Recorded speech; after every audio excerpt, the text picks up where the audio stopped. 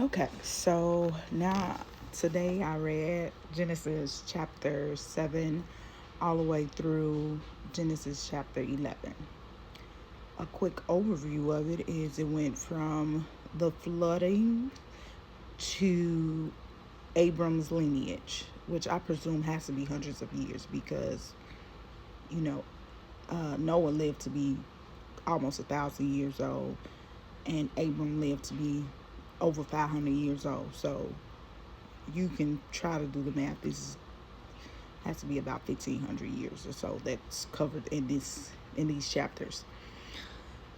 One thing that stuck out to me in reading these chapters was that once God instructed Abram to get onto the boat with everything, he didn't, like most people say, oh, he told everybody to go on in twos, right? A couple, male and female of every kind. But from what I read, it said several pairs of the clean animals and only one pair of the unclean animals, both male and female. Now, I don't know the difference between a clean animal and an unclean animal, but that's what it said. And then also, my question was about the marine animals. So, fish, they could live in water. So, did they die or were they just thriving during the flood? I wanted to know that. Like, what's going on with fish? And if they died, did Noah bring on fish to the boat? Like, because he says, animals of the land that have breath of life in them. Like, that must mean something significant that I don't know. And then he also says, animals of the land and birds and animals that crawl on the ground, which I assume to be bugs. I'm not sure. But then I thought briefly, now why would the people put cockroaches on that boat? Again, that's just how my thought went. And rats too. Like, why would they put rats in?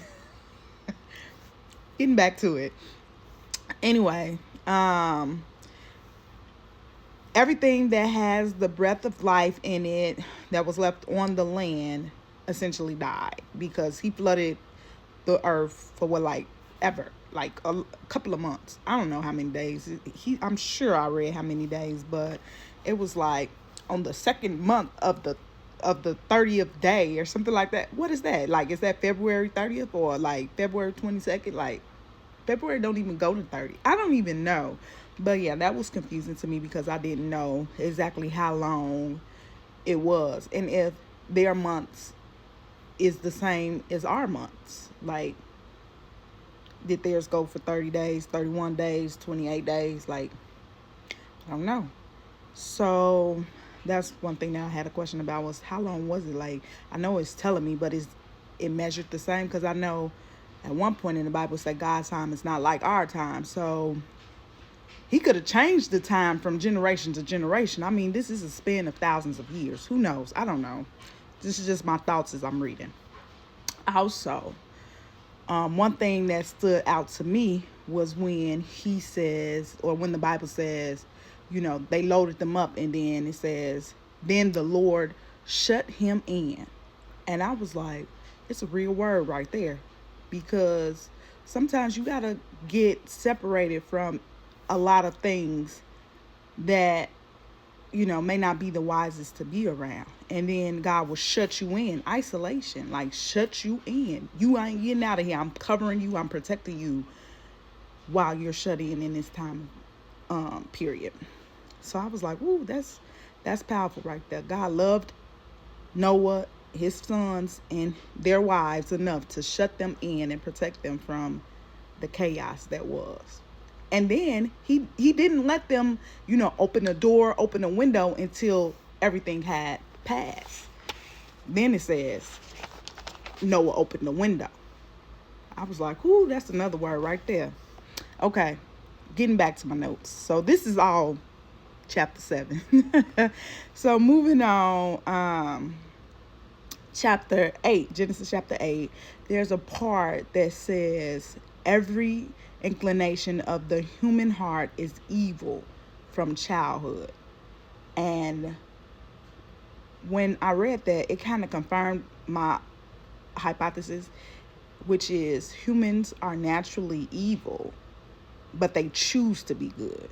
And I don't know why I always felt like that, because it's easy to do bad things. It's more difficult when you choose not to do the bad things. So I always felt like people have the inclination to do evil. Like, I don't know.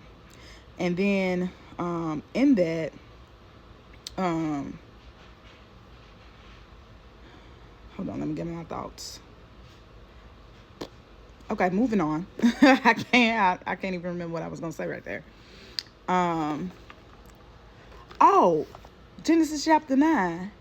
Noah cursed Canaan because Ham, who is Canaan's father, saw him naked. I was like, if I was Canaan, I would want to beat my daddy up, because what you mean he saw you naked? Now I got to get punished. Like, I got to be cast into slavery of the lowest of the low, like, I was just like, what? This is crazy. This Bible is good to me. Okay. So that happened. So what happened was Noah drank some wine that he had made, and I guess he got drunk, and maybe he got hot. You know how like sometimes people be getting hot when they get drunk. So he probably got naked because he was hot. And so when Ham went in there, he saw him. He was like, this man naked. And then the other brothers, because he got 3 sons, so 2 of the other brothers went in with a cloak over their shoulders and back and covered him. And then I was like, wait a minute, though. They had a warning that he was naked, because Ham just went in there, probably just to say, hey, Dad, blah, blah, blah, blah.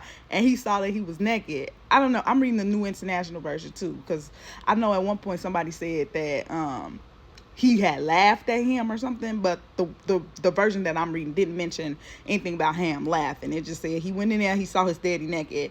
Then he went and told his brothers, hey, he's in there naked. And then they went in backwards with the cloak over their shoulders to cover their dad.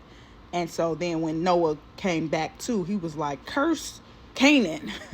And I know Canaan was like, I ain't had nothing to do with this. But yeah, I thought that was kind of a little chuckle. But then chapter 10 goes on to talk about more lineage things of who's who father and son, and the territories that they live in. And then in chapter 11, they wanted to build, they being the people, decided to get together and build I guess a skyscraper. They wanted to build something to the heavens. And when they decided to do that, God said, come, let us go down and confuse the language. And then I was like, who is us? Where the us came from? Because he also mentioned plurality in earlier chapters of Genesis as well. So I'm just like, what's going on? What's going on? So yeah. And then we had then we found out that Shem, which is one of Noah's sons, is in the lineage of Abram. And then at that point we find out that Taran, I don't know if I'm saying any of these people's names right. Taran is Abram's daddy, and he took Abram, Sarai, who is Abram's wife, and Lot, who is Haran's son, Abram's nephew, to Haran, which is a territory, and then he died. So that's where I left off at. So I can't wait to find out what's going to happen in this land of Haran. Because like I said before, this Bible is good to me. I'll find out all types of things that I never knew. So see you next time.